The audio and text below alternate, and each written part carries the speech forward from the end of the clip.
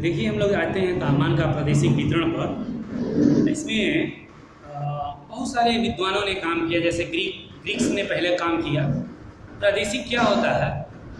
प्रदेश का मतलब है यहाँ पर कि ऐसा नहीं है कि जैसे एक भारत प्रदेश हो गया, यूएसए प्रदेश हो गया, ऐसा हम लोग डिस्ट्रीब्यूशन नहीं कर रहे हैं।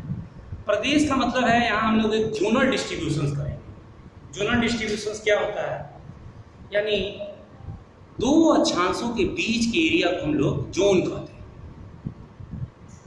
इंग्लिश में इसके लिए जोन शब्द है और हिंदी में हम लोग इसको प्रदेश भी कह देते हैं। तो यहाँ पर सबसे पहले देखेंगे ग्रीक स्कॉलर्स ने लैटिट्यूड्स के आधार पर प्रदेशों का वर्गीकरण किया। ग्रीक विद्वानों के अनुसार, ग्रीक स्कॉलर्स के अनुसार ग्लोब को 3 भागों में बांटा गया। तो उन लोगों ने 3 भाग बता दिया। 23 डिग्री नॉर्थ से लेकर 23 डिग्री साउथ तक एक एरिया हो गया, जिसको लोग ट्रॉपिकल एरियाज कह देते हैं। और इसी प्रकार से 23.5 डिग्री से लेकर 66.5 डिग्री, तो इसको लोग टेम्परेट जोन बोल दिए। और ऊपर वाला क्षेत्र ध्रुवीय क्षेत्र हो गया। ग्रीक विद्वानों के हिसाब से ये हो गया, मैं अभी बना भी देंगे। इसके बाद देखेंगे इरोटोस्थनीज ने, ये भी ग्रीक ही विद्वान है। इरोटोस्थनीज ग्रीक स्कॉलर है। इरोटोस्थनीज ने ही ज्योग्राफी शब्द भी दिया है, उन्हीं का दिया हुआ है। जियो और graphy, discuss of the earth का वर्णन है। इरोटोस्थनीज ने ग्लोब को 7 कटिबंधों में बांटा था। 3 नॉर्दर्न हेमिस्फीयर में, 3 साउदर्न हेमिस्फीयर में और एक इक्वेटोरियल एरियाज में, बीच में 5 डिग्री नॉर्थ से लेकर 5 डिग्री साउथ में। तो उसने 7 में बांट दिया। इसके बाद आप देखेंगे सुपन एक व्यक्ति आ जाता है। सुपन ने कुछ आधार लिया। उसके आधार देखेंगे स्थल और जल का विषम स्वभाव, यानी different nature of the heating and cooling of the land and sea. हम लोग बार बार ये बात कर रहे हैं, स्थल और जल के गर्म होने के विपरीत स्वभाव के चलते। इसी के साथ देखेंगे आप प्रचलित पवन। प्रचलित पवन का मतलब हो गया प्रिवेलिंग विंड। प्रिवेलिंग विंड का मतलब है कि वहाँ पर कौन सा विंड चल रहा है, ट्रेड विंड चल रहा है, वेस्टर्ली चल रहा है, पोलर चल रहा है, या कोई लोकल विंड्स भी इम्पैक्ट डाल रहा है, तो ये भी प्रभाव देता है। इसी प्रकार से सागरीय धारा ओशन करेंट ठंडा है या गर्म है, कोल्ड है या हॉट है, तो इन सब का प्रभाव के आधार पर उन्होंने अक्षांशों का डिवीजन किया। तो इस तरह से आप देखेंगे कई विद्वानों ने ग्रीक के तरफ से देखे 3 भाग में बांट रहे हैं। प्राचीन ग्रीक इरोटोस्थनीज ये 7 डिविजन्स किए क्लाइमेट का। और सुपन ने भी अपना क्लासिफिकेशन दिया, थोड़ा आइडिया अपना ज़्यादा ले लिए, कई आधार उसने चेंज कर लिया और उसके आधार पर तापमान का सामान्य प्रादेशिक प्रस्तुतिकरण किया। इन सबको मिलाकर सुपन का, ग्रीक का, इरोटोस्थनीज का, सबको मिलाकर एक जनरल हम लोग डिस्ट्रीब्यूशंस कर लें तापमान का सामान्य प्रादेशिक। शुरू में आप तीनों का चर्चा कर लीजिएगा कि इसके आधार पर उन्होंने बांटने का प्रयास किया। तापमान का जो सामान्य प्रादेशिक वितरण होता है, अब उस पर थोड़ा सा हम लोग बात कर लेते हैं।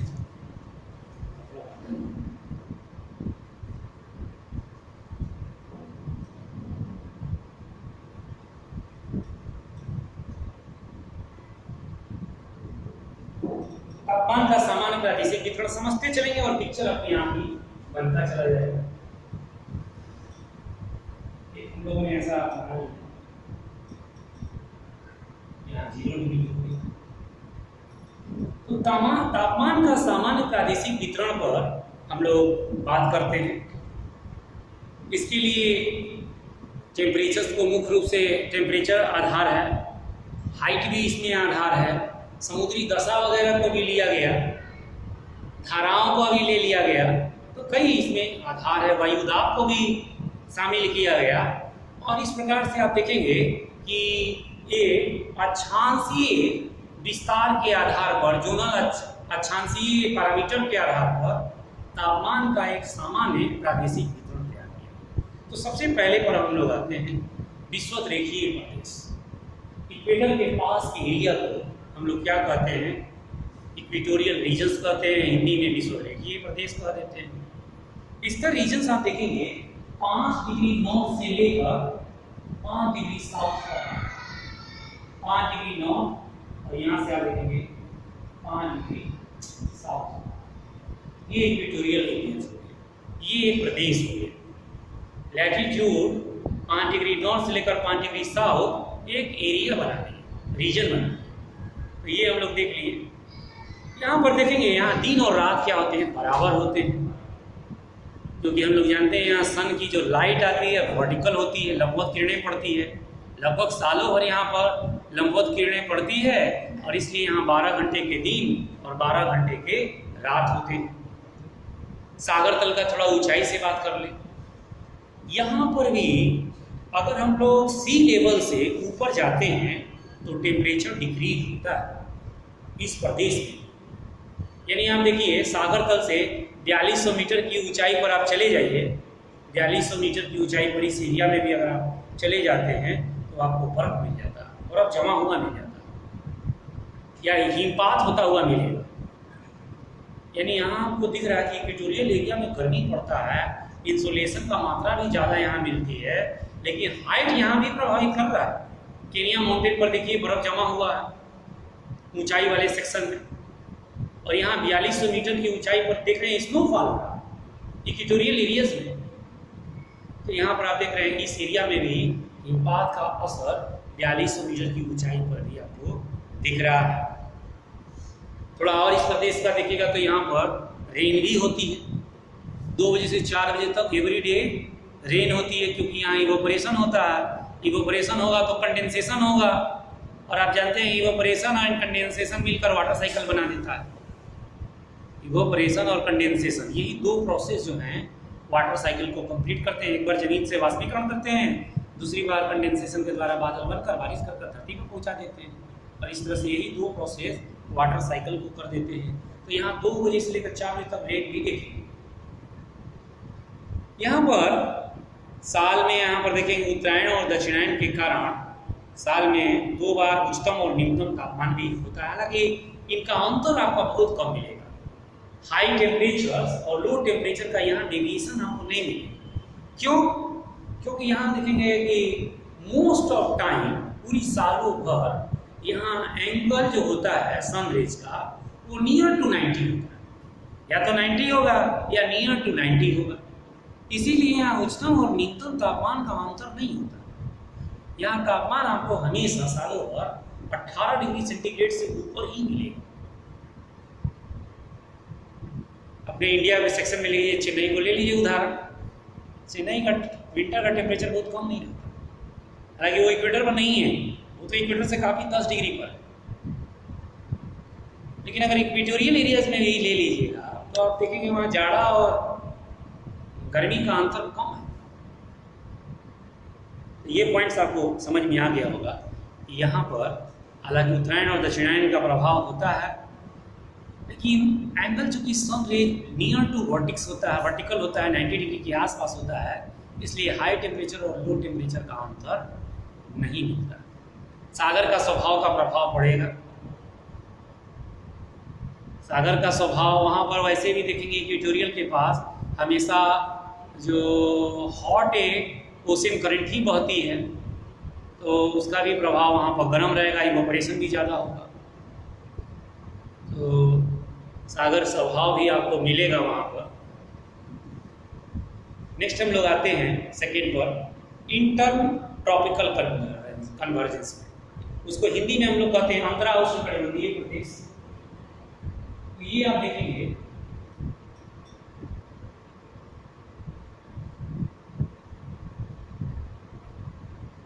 पाँच डिग्री नॉर्थ से लेकर 12 डिग्री नॉर्थ और इसी तरह से 5 डिग्री साउथ से लेकर 12 डिग्री साउथ में अंतरा उष्णकटिबंधीय अविस्तरण क्षेत्र मिलता है। यानी यहाँ पर मिलता है, यहाँ पर अंतर उष्णकटिबंधीय क्षेत्र है, यानी ये जो है विषुवतरेखीय प्रदेश और उष्णकटिबंधीय प्रदेश का ट्रांजिशनल जोन है, संक्रमण क्षेत्र है, दोनों को अलग करता है। विषुवतरेखीय प्रदेश और उष्णकटिबंधीय प्रदेश ट्रॉपिकल रीजन्स को अलग करने वाला है, इसीलिए इसका नाम है इंटर। इंटर का मतलब होता है एक दूसरे में आना जाना, लेकिन इंटर स्टेट बस, एक राज्य से दूसरे राज्य में बस चलने वाला, यहाँ इंटर ट्रॉपिकल रीजन्स है। दोनों का विशेषता इसमें आपको कुछ कुछ मिलेगा, इक्वेटोरियल का भी मिलेगा, ट्रॉपिकल का भी मिलेगा। तो ये 5 डिग्री से लेकर 12 डिग्री लैटिट्यूड्स के बीच में ये रीजन्स मिलता है। ग्रीष्म ऋतु और शीत ऋतु में अंतर स्पष्ट हो जाता है। यहाँ पर, वहाँ पर तो अंतर स्पष्ट नहीं हो रहा था ना इक्वेटोरियल में, यहाँ थोड़ा आपको डेविएशंस मिल जाएगा।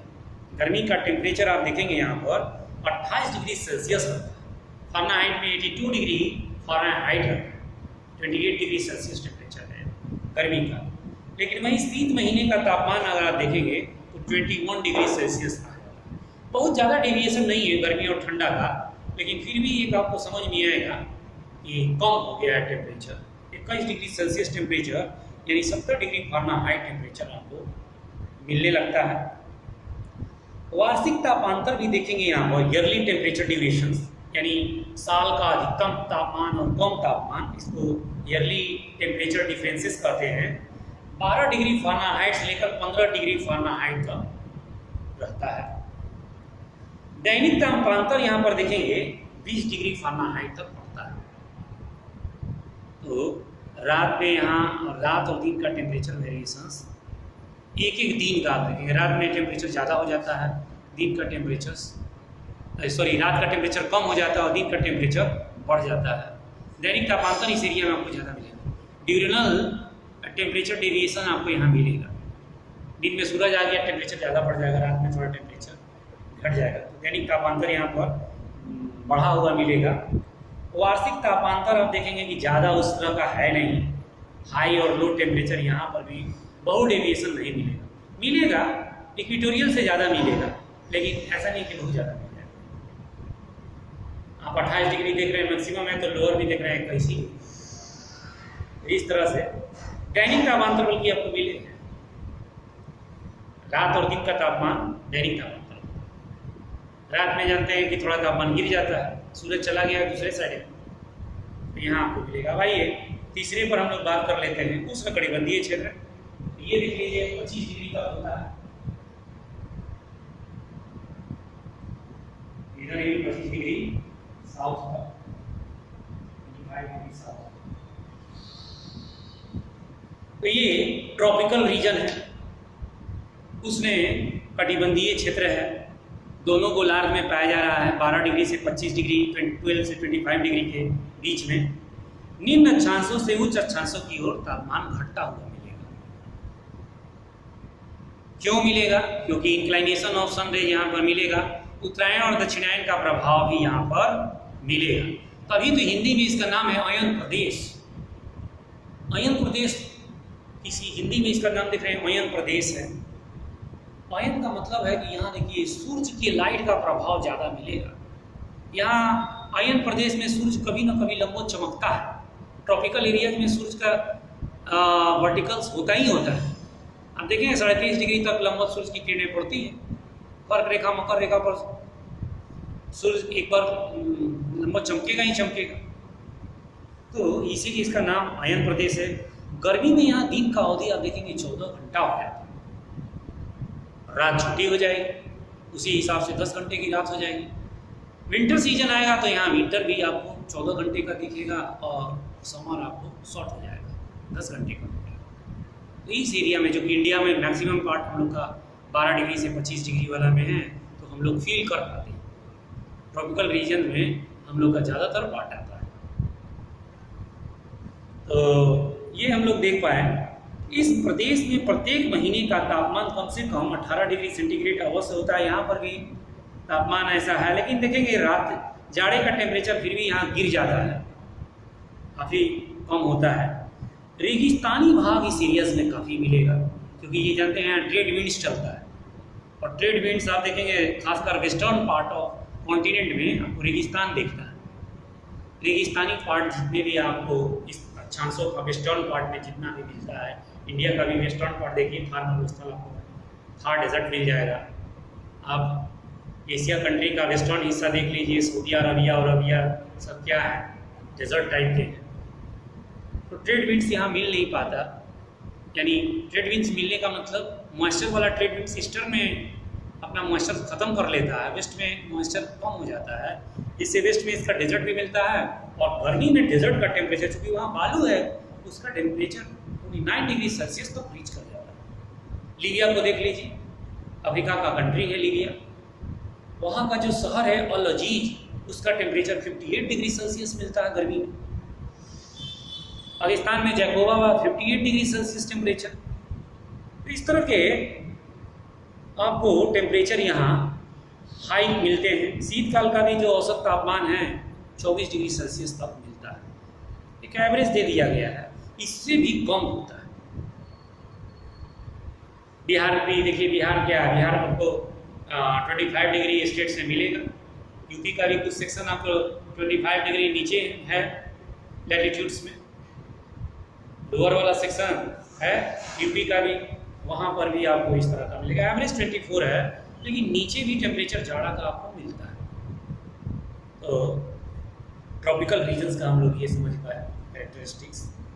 इसी प्रकार से आ जाइए सब ट्रॉपिकल रीजन्स, 12 डिग्री से 25 डिग्री तक आप ट्रॉपिकल देख लिए, 25 डिग्री से 45 डिग्री तक सब ट्रॉपिकल रीजन आ जाता है।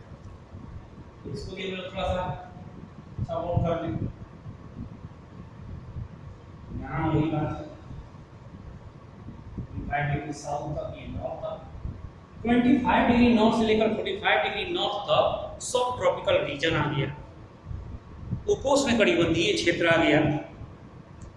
सूरज की किरणें यहाँ सालों भर तिरछी मिलती हैं, कभी भी वर्टिकल लाइट इस एरियाज में नहीं आता, क्योंकि आप जानते हैं कि सूरज अपने एक्सिस पर 23.5 डिग्री इंक्लाइन है, और यहाँ तिरछी किरणें आती हैं। गर्म और ठंडे महीने का तापमान में बहुत ज़्यादा डिविएशन दिखने लगता है। 24 डिग्री सेल्सियस टेम्परेचर गर्मी का होता है, वहीं जाड़े में आपका 9 डिग्री सेंटीग्रेड टेम्परेचर एवरेज पहुंच जाता है, 9 से भी कम रहेगा, तो एवरेज 9 है, 9 से भी कम माइनस में भी जा सकता है। सब ट्रॉपिकल एरिया। बागदाद इस एरिया का प्रतिनिधि शहर है, इराक में पड़ रहा है बागदाद, इराक की राजधानी भी है। तो उसका सबसे गर्म महीने का तापमान आप देखेंगे 94 डिग्री फ़ारेनहाइट है, और शीतकाल के महीने का तापमान 46 डिग्री फ़ारेनहाइट है। तो इसका प्रतिनिधि शहर हम लोग बागदाद को देख लिए। ट्रॉपिकल रीजन का प्रतिनिधि शहर हम लोग लीबिया को देखे थे। 5 डिग्री से 12 डिग्री वाले में प्रतिनिधि शहर आप चेन्नई को कर लीजिएगा, अपना चेन्नई आ जाएगा लीजेंड सिटी। तो इस तरह से हम लोग अपना एक लीजेंड सिटी भी लेकर चलेंगे। अब आइए टेम्परेट जोन, शीतोष्ण कटिबंधीय क्षेत्र, ये आपका दिख रहा है कहाँ तक है, 66.5 डिग्री नॉर्थ तक है, और ये 66.5 डिग्री साउथ। तो इसमें आपका टेम्परेट जोन आ गया, शीतोष्ण कटिबंधीय क्षेत्र आ गया। शीत और उष्ण से मिलकर बना है, कोल्ड भी है और वार्म भी है, तभी तो इसका नाम है शीतोष्ण। तो ये आप देख लिए, यहाँ से क्वेश्चंस एग्जाम में आते रहते हैं। 45 डिग्री से 66.5 डिग्री में दोनों गोलार्ध में पाया जाता है। शीत और ग्रीष्म ऋतु का वार्षिक तापांतर सबसे ज़्यादा होता है। क्वेश्चन आ जाएगा कि बताइए ईयरली टेम्परेचर डेविएशंस कौन सा रीजन्स में मिलता है। उसमें आपको दे दिया उष्ण कटिबंध, उपोष्ण कटिबंध, शीतोष्ण कटिबंध। टेम्परेट रीजन को शीतोष्ण कटिबंध कहते हैं। तो यहाँ आप देखेंगे सबसे ज़्यादा डेविएशन मिलेगा, हाई और लो का।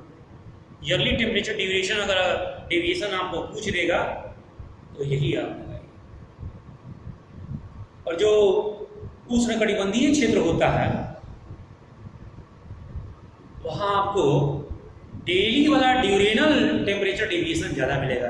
डेजर्ट में आप जानते हैं ड्यूरेनल ज़्यादा मिलेगा, दिन में बहुत ज़्यादा टेम्परेचर होता है, रात में टेम्परेचर बहुत गिर जाता है, ड्यूरेनल आपको मिलेगा डेजर्ट में। और ये शीतोष्ण कटिबंधीय वाला जो क्षेत्र होता है, यहाँ पर आप देखेंगे शीत और ग्रीष्म ऋतु का। और ड्यूरेनल वाला ज़्यादातर आपको मिलेगा गर्म वाला क्षेत्र में, गर्म मरुस्थल। शीत मरुस्थल, शीतोष्ण कटिबंध में कभी कभी शीत मरुस्थल भी मिलता है। तो वहाँ आपको देखिए इसका प्रतिनिधि शहर रूस का व्लादिवोस्टॉक है। व्लादिवोस्टॉक, यहाँ गर्मी का तापमान 69 डिग्री फ़ारेनहाइट हो जाता है, वहीं जाड़े का तापमान 6 डिग्री फ़ारेनहाइट हो जाता है। 69 कहाँ, 6 कहाँ, बहुत ज़्यादा डेविएशन मिल गया। ईयर का टेम्परेचर डेविएशन टेम्परेट रीजन में ज़्यादा देख ली। कभी कभी तो वहाँ पर आप देखेंगे व्लादिवोस्टॉक में समर में टेम्परेचर 66 डिग्री फ़ारेनहाइट हो जाता है और विंटर में -22 डिग्री फ़ारेनहाइट हो जाता है। तो 66 कहाँ, -22 कहाँ, -22 कहाँ। तो यहाँ आपको दिख गया कि इस एरिया में ईयरली टेम्परेचर डेविएशन ज़्यादा मिलता है। प्रीलिम्स का क्वेश्चन यहाँ से राइज हो रहा है। मरुस्थल वाला में ड्यूरेनल आपको ज़्यादा मिलेगा, हॉट मौजूद डेजर्ट, ड्यूरेनल टेम्परेचर वेरिएशन वहाँ आपको ज़्यादा मिलेगा। यही क्वेश्चन यहाँ से पूछता है एग्जाम के लिए।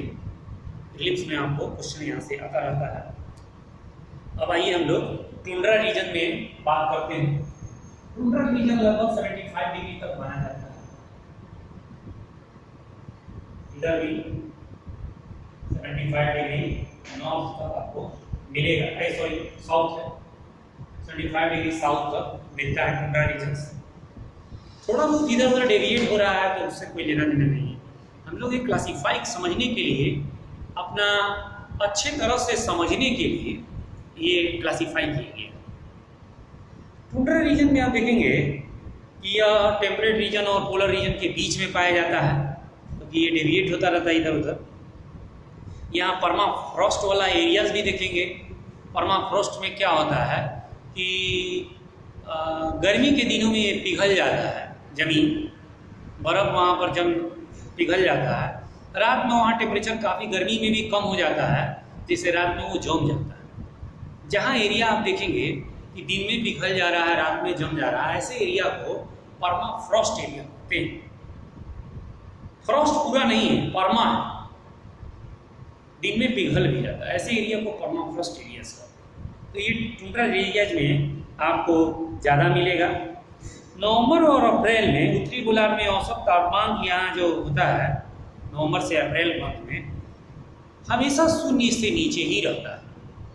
यानी इनका फ्रीजिंग पॉइंट आप देखेंगे हमेशा 0 से नीचे रहता है, यानी टेम्परेचर यहाँ माइनस में ही रहता है। टुंड्रा रीजन नवंबर से अप्रैल तक ठंडा का सीजन आ गया नॉर्दर्न हेमिस्फीयर के संदर्भ में, तो आपको यहाँ पर मिल गया। इसी प्रकार से इसका जो आप देख रहे हैं प्रतिनिधि शहर, वो बर्खोनियस्क को मान लिया जाता है। बर्खोनियस्क रसिया में ही पड़ता है। ग्लोब का सबसे ठंडा माना जाता है इसको। हालांकि इससे भी ज़्यादा ठंडा हम लोग जानते हैं अंटार्कटिका महाद्वीप में है। -93 डिग्री फ़ारेनहाइट यहाँ का टेम्परेचर है, न्यूनतम तापमान। और यहाँ पर टैगा है, यहाँ पर टुंड्रा टाइप के वनस्पति कोनिफरस ट्री वगैरह आपको मिलते हैं। कोनिफरस ट्री टेम्परेट रीजन से ही शुरू हो जाता है। यहाँ आपको टुंड्रा का घास वगैरह वाला स्थल मिलेगा, छोटे छोटे घास आपको मिलते हैं। तो ये इस तरह से टुंड्रा रीजन आपको दोनों गोलार्ध में मिलता है। नॉर्दर्न हेमिस्फीयर में एक और बढ़ जाता है जिसको हम लोग टैगा क्लाइमेट कहते हैं। टैगा क्लाइमेट टुंड्रा रीजन का ही क्षेत्र है, वो सिर्फ नॉर्दर्न क्लाइमेट में, नॉर्दर्न हेमिस्फीयर में ही पाया जाता है, साउदर्न में नहीं पाया जाता टैगा जलवायु। और वो भी टुंड्रा वाला एरियाज में ही पाया जाता है, यानी 66.5 डिग्री से लेकर 75 डिग्री के बीच में ही एक टैगा वेजिटेशन भी पाया जाता है, जिसमें कोनिफरस ट्री वगैरह आपको मिले नॉर्दर्न हेमिस्फीयर में। साउदर्न हेमिस्फीयर में ये टैगा जलवायु नहीं पाया जाता, वहाँ बर्फ़ जमा हुआ है बिल्कुल। तो इस तरह का वहाँ पर टैगा जलवायु नहीं मिलता। यहाँ क्या है कि बर्फ़ पिघल के हट भी गया कुछ, तो कुछ यहाँ वेजिटेशंस दिखते हैं। तो टैगा जलवायु एक याद रखिएगा, यहाँ से भी क्वेश्चन मिलता है। यह सिर्फ नॉर्दर्न हेमिस्फीयर में ही पाया जाने वाला क्लाइमेट है, साउदर्न हेमिस्फीयर में नहीं पाया जाता है। और इसी प्रकार से आप पोलर रीजन्स में आ जाइए। पोलर रीजन आप देखेंगे उत्तरी नॉर्थ पोल और साउथ पोल के ऑल अराउंड होता है, चारों तरफ फैला होता है। वर्ष भर यहाँ पर बर्फ़ से ढका रहता है। वर्ष भर टेम्परेचर आप देखेंगे 0 डिग्री से कम ही रहता है। और यहाँ टेम्परेचर मतलब आपका हमेशा कम रहता है। तो ये पोलर क्लाइमेट्स है।